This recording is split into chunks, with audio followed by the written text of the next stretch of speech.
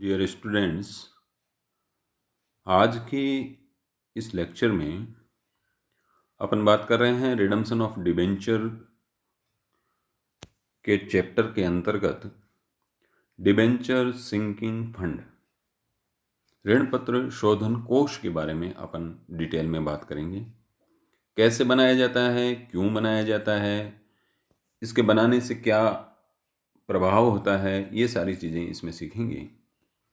देखिए, जो बहुत ही शॉर्टकट में अपन ने यहाँ पर दिखाया है, जैसा कि स्क्रीन पर नज़र आ रहा है, डिबेंचर सिंकिंग फंड यानी DSF, D for debenture, S for sinking और F फॉर फंड। इस डिबेंचर सिंकिंग फंड को हम DRF भी कह सकते हैं। DRF का फुल फॉर्म होगा डिबेंचर रिडम्पशन फंड यानी ऋण पत्र शोधन कोष, अथवा पिछली क्लास में अपन ने धारा 71(4) के अंतर्गत चर्चा की थी कि सेक्शन 71(4) के अंतर्गत किसी भी कंपनी को अपने ऋण पत्र का शोधन करने से पूर्व कम से कम 1 वर्ष के लिए 25% राशि लाभों का शेष ट्रांसफर करते हुए एक ऋण पत्र शोधन संचय बनाना होता है, DRR यानी डिबेंचर रिडम्पशन रिजर्व। तो डिबेंचर रिडम्पशन रिजर्व कहें, डिबेंचर रिडम्पशन फंड कहें या डिबेंचर सिंकिंग फंड कहें, एक ही बात है, DSF/DRF/DRR।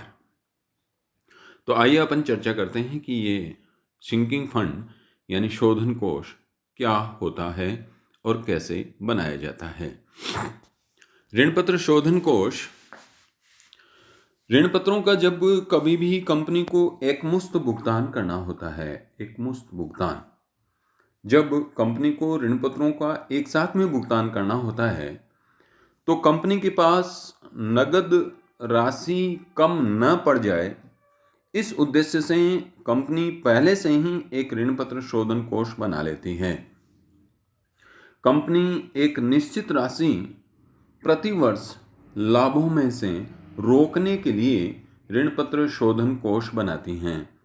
जितनी राशि लाभों में से रोकी जाती है, उस रोकी गई या बचाई गई राशि को डिबेंचर सिंकिंग फंड या डिबेंचर रिडम्पशन फंड में ट्रांसफर कर दिया जाता है, और जितनी लाभों की राशि रोकी जाती है उतनी ही राशि कंपनी के द्वारा किसी बैंक में जमा करवा दी जाती है अथवा अन्य किसी सरकारी प्रतिभूति में विनियोग कर दिया जाता है। तो इस कोष में जितना शेष होता है, शेष के बराबर राशि प्रतिवर्ष बॉन्ड, प्रतिभूतियां या बैंक में विनियोजित कर दी जाती है। जिस समय कंपनी को शोधन करना होता है, ऋण पत्रों का भुगतान करना होता है, उस समय पर कंपनी इन बॉन्ड या प्रतिभूतियों को बेच देती है और बेचने से नगद राशि की कंपनी के पास व्यवस्था हो जाती है। तो शोधन वाले वर्ष में उपरोक्त विनियोगों को बेचकर नगद की व्यवस्था कर ली जाती है।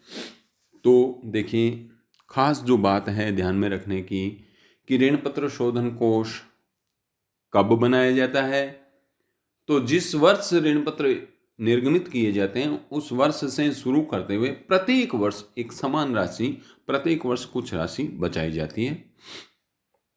ऋण पत्र शोधन कोष के माध्यम से नगद की व्यवस्था कैसे होती है, तो ऋण पत्र शोधन कोष की राशि विनियोगों में विनियोजित की जाती है और विनियोगों को बेच करके नगद की व्यवस्था होती है। ऋण पत्र शोधन कोष में नगद की व्यवस्था नहीं होती है।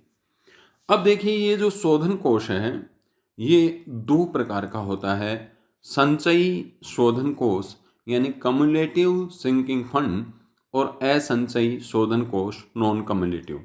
कम्युलेटिव और नॉन कम्युलेटिव में केवल इतना ही अंतर है कि यदि संचयी सिंकिंग फंड है तो प्रतिवर्ष प्राप्त ब्याज प्लस लाभों की रोकी गई राशि को विनियोजित किया जाता है।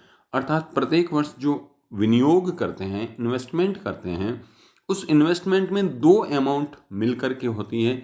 एक तो जो लाभों में से राशि रोकते हैं, अर्थात प्रत्येक वर्ष जो राशि बचाते हैं वो, और प्लस पिछले साल तक हमने जो विनियोग किए हैं उन विनियोगों का जो ब्याज अर्जित हो रहा है, इंटरेस्ट अर्न हो रहा है, वो इंटरेस्ट भी प्रत्येक वर्ष वापस विनियोजित कर दिया जाता है। तब तो वो सिंकिंग फंड संचयी प्रकृति का है। अगर वो नॉन कम्युलेटिव है अर्थात असंचयी है तो फिर केवल ब्याज की राशि को पुनः विनियोजित नहीं किया जाता है। अर्थात संचयी और असंचयी में जो अंतर है वो केवल इतना ही है कि ब्याज, किसका ब्याज, जो शोधन कोषों के विनियोगों से ब्याज प्राप्त हो रहा है उस ब्याज को पुनः विनियोजित किया जाता है जब तो वो संचयी है। अगर पुनः विनियोजित नहीं किया जाता है तो वो गैर संचयी है। अगर संचयी है, ब्याज की राशि को पुनः विनियोजित करना है तो प्रत्येक वर्ष जो ब्याज प्राप्त हो रहा है वो ब्याज प्राप्त होने पर डिबेंचर सिंकिंग फंड अकाउंट में जमा किया जाएगा, क्रेडिट किया जाएगा। अगर वो असंचयी है, गैर संचयी है तो ब्याज की राशि को सीधे लाभ हानि खाते में जमा किया जाएगा। ये दोनों में अंतर हो गया। अर्थात यदि संचयी सिंकिंग फंड बनाया गया है तो फिर ब्याज प्राप्त होने की जो एंट्री होती है वो एंट्री होती है bank account debit to debenture sinking fund account. इसको इस तरीके से समझिए कि यदि संचयी सिंकिंग फंड है, कम्युलेटिव है, तो कम्युलेटिव होने पर एंट्री करेंगे बैंक अकाउंट डेबिट और to debenture sinking fund account. ठीक है।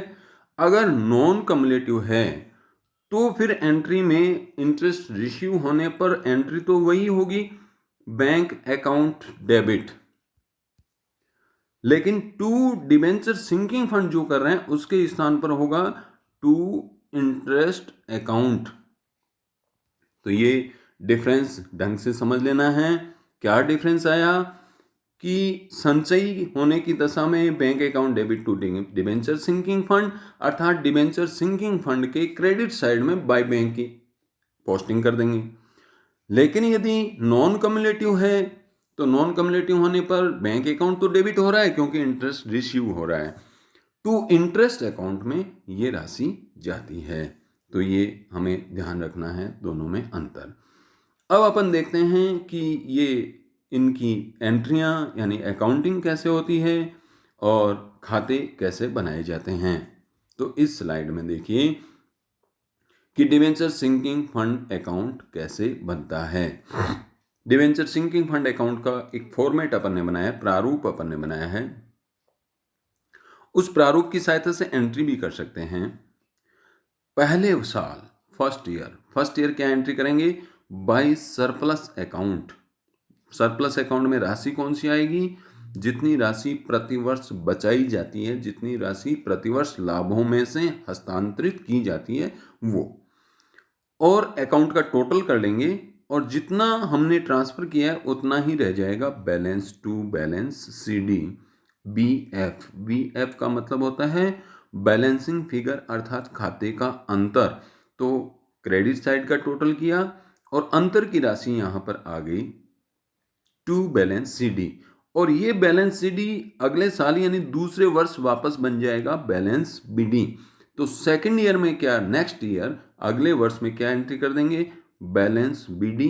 जो पिछले साल का सीडी बैलेंस था वो आगे आ जाएगा। उसके बाद एंट्री करेंगे बाय बैंक। अभी जो अपन चर्चा कर रहे थे, ये बैंक में कौन सी राशि आ रही है, इंटरेस्ट की राशि।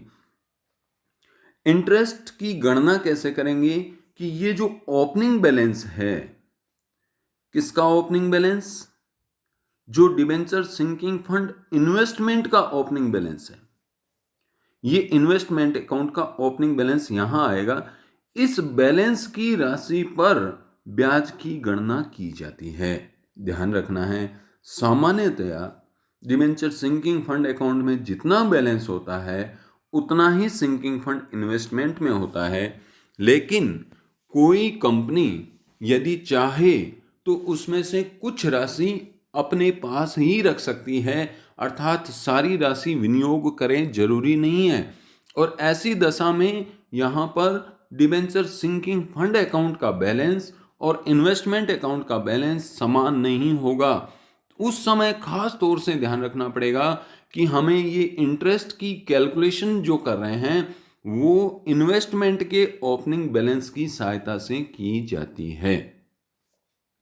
दूसरी बात, यदि हमें किसी प्रश्न में क्रय मूल्य और खरीदी गई प्रतिभूतियों का अंकित मूल्य अलग अलग दिया हुआ हो, तो जितनी प्रतिभूतियां विनियोग के रूप में क्रय की हुई है, उन प्रतिभूतियों के अंकित मूल्य पर हमेशा ब्याज की गणना की जाती है। उस स्थिति में ये ओपनिंग बैलेंस भी इंटरेस्ट की गणना के लिए काम में नहीं आएगा, ये खास ध्यान रखना है। उसके अलावा देखिए, नेक्स्ट ईयर अपन डिबेंचर सिंकिंग फंड में क्या एंट्री कर रहे हैं, ये बात कर रहे थे कि डिबेंचर सिंकिंग फंड में नेक्स्ट ईयर में एक तो बैलेंस की गणना बाय बैलेंस बीडी यानी ओपनिंग बैलेंस हम ले आए। उसके अलावा बाय बैंक इंटरेस्ट की गणना करके इंटरेस्ट की राशि आ गई। और तीसरी अमाउंट वापस वही प्रतिवर्ष बचत की राशि बाय सरप्लस बचत की राशि। इन दोनों अमाउंट का टोटल करेंगे और टोटल करके यहाँ पर कैलकुलेशन कर लेंगे अंतर की राशि। अंतर की राशि आ जाएगी टू बैलेंस सीडी। इसी तरीके से तीसरे चौथे पांचवें वर्ष हर एक वर्ष ये तीन तीन एंट्रियां यानी ये खाता इसी तरीके से चलता रहेगा।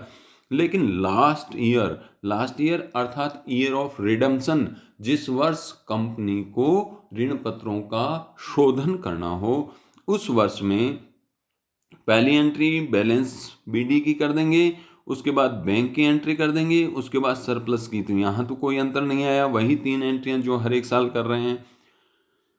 लेकिन यहाँ डेबिट साइड में to debenture sinking fund investment account से कौन सी राशि आ रही है? ये राशि आ रही है लॉस ऑन सेल। जो इन्वेस्टमेंट हमने कर रखे हैं उन इन्वेस्टमेंट को बेचने पर यदि हानि हो रही है तो ये हानि की राशि इस तरीके से क्रॉस एंट्री करते हुए, अर्थात debenture sinking fund investment account में क्रेडिट पक्ष में बाय डिबेंचर सिंकिंग फंड, और ये राशि यहाँ आ गई डेबिट पक्ष में to debenture sinking fund account. केवल ये एक एंट्री ऐसी है जो दोनों अकाउंट में क्रॉस हो रही है, अर्थात एंट्री क्या बन रही है? Debenture sinking fund account debit to debenture sinking fund investment account. यदि यहाँ पर लॉस की जगह पर प्रॉफिट हो जाए तो विपरीत एंट्री हो जाएगी, अर्थात debenture sinking fund investment account debit to debenture sinking fund account. Loss या प्रॉफिट की एंट्री करने के बाद फिर अपन लास्ट एंट्री करते हैं जनरल रिजर्व। अब इस खाते का, डिबेंचर सिंकिंग फंड अकाउंट का जितना भी बैलेंस बचा रह गया, बीएफ यानी बैलेंस बचा रह गया, वो सारा का सारा बैलेंस सीडी नहीं लिखेंगे बल्कि टू जनरल रिजर्व अकाउंट में ट्रांसफर कर देंगे। तो ये भी एक छोटा प्रश्न हो गया 2 नंबर के लिए कि डिबेंचर सिंकिंग फंड अकाउंट का शेष कहाँ हस्तांतरित किया जाता है ऋण पत्रों के शोधन के बाद। तो हमारा आंसर क्या होगा कि डिबेंचर सिंकिंग फंड अकाउंट का बैलेंस ऋण पत्रों के शोधन करने के बाद जनरल रिजर्व में ट्रांसफर किया जाता है। इस तरीके से ये खाता बंद हो जाता है। अब खास बात जो हमें ध्यान रखनी है वो है कि इस ऋण पत्र शोधन कोष यानी डिबेंचर सिंकिंग फंड अकाउंट का हमेशा क्रेडिट शेष होता है। क्रेडिट शेष का मतलब ये हुआ कि ओपनिंग बैलेंस हमेशा क्रेडिट साइड में लिखा जाता है। ये देखिए बैलेंस बीडी जो भी लिखा है वो सारा क्रेडिट साइड में लिखा है। इस कारण से चूंकि डिबेंचर सिंकिंग फंड अकाउंट का क्रेडिट बैलेंस होता है, अतः बैलेंस शीट में लायबिलिटीज के अंतर्गत जो रिजर्व एंड सरप्लस का जो हेडिंग अपन बनाते हैं उस रिजर्व एंड सरप्लस के हेडिंग में इस डिबेंचर सिंकिंग फंड अकाउंट को दिखाएंगे। अब दूसरा खाता इसके साथ जो बन रहा है वो है debenture sinking fund investment account. देखिए दोनों खाते हमने पैरेलल बनाए हैं ताकि कंपेयर कर सकें। डिवेंचर सिंकिंग फंड के क्रेडिट साइड में एंट्री हो रही है फर्स्ट ईयर में, तो debenture sinking fund investment account के डेबिट साइड में एंट्री हो रही है, लेकिन एंट्री दोनों बिल्कुल अलग अलग है, राशि केवल एक जैसी है। यहाँ पर एंट्री हो रही है सरप्लस अकाउंट के माध्यम से, यहाँ पर एंट्री हो रही है विनियोग करने पर बैंक अकाउंट के माध्यम से। बैंक यानी टू बैंक की एंट्री अपन करते हैं यहाँ पर बैंक। तो एंट्री क्या बनी विनियोग करने के लिए, विनियोग करने के लिए एंट्री बनी debenture sinking fund investment account debit to bank account. जबकि बचत के लिए एंट्री क्या बनी, बचत के लिए एंट्री बनी surplus account debit to debenture sinking fund account. जिस तरीके से सिंकिंग फंड का बैलेंस कैलकुलेट कर रहे हैं उसी तरीके से इन्वेस्टमेंट अकाउंट का बैलेंस कैलकुलेट कर लेंगे और बैलेंस कैलकुलेट करके खाते को बंद कर देंगे। नेक्स्ट ईयर अर्थात दूसरे तीसरे चौथे पांचवें वर्ष में ये बैलेंस आगे ले आएंगे, तो यहाँ एंट्री हो जाएगी टू बैलेंस बीडी, उसके बाद टू बैंक, बैंक बचत को विनियोग करने के लिए। लेकिन अब पहले वर्ष में और अगले वर्ष में अंतर क्या हो जाएगा कि पहले वर्ष में केवल बचत की राशि को टू बैंक के सामने लिखा जा रहा है, जबकि दूसरे तीसरे चौथे वर्ष में यहाँ पर बचत प्लस ब्याज दोनों को जोड़ करके, अब दोनों को जोड़ करके कब लिखेंगे, जबकि संचयी सिंकिंग फंड हो। यदि संचयी सिंकिंग फंड की सूचना नहीं है, गैर संचयी की सूचना है, तो केवल बचत की राशि आएगी, ब्याज की राशि यहां पर नहीं आएगी।